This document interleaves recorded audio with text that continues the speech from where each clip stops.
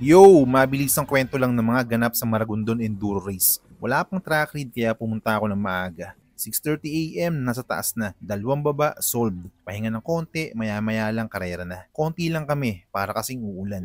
SS1, ang ganda ng linya tol. Single track na malilim. Flow-flow lang at konting padyakan. So akto sa enduro. Pag walang masyadong baong hangin, pwede namang chill-chill lang. Pero rumatrat ka man o mag-relax, pagdating sa dulo siguradong hingal ka. Ayan nga oh, nakakuhanan pa ng drone. Malapit na sa finish line. Buti naman at ako'y patirik na.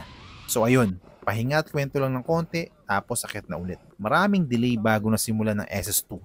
Pero okay lang naman, fun race lang naman ika nga. Start ng SS2, magsisimula na ring umulan. At umulan na nga. Mas technical tong SS2 kumpara sa SS1. Mas mabato rin at dahil umulan, mas may challenge. Oops, naiisip ko kasi yung sumemplang dito kaya hinigop ako.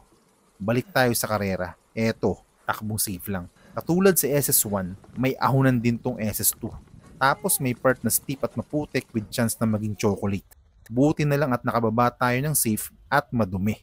Paglabas sa gubat, padyakan papuntang finish line. Sa wakas, natapos din ang karera. Tanggal na tanggal ang kate boy. Nakatikim din ulit ng excitement at kaba. Higit sa lahat, nakatikim din ulit ng Red Horse. Kita-kit sa susunod na inuman. Karera. Like and follow for more.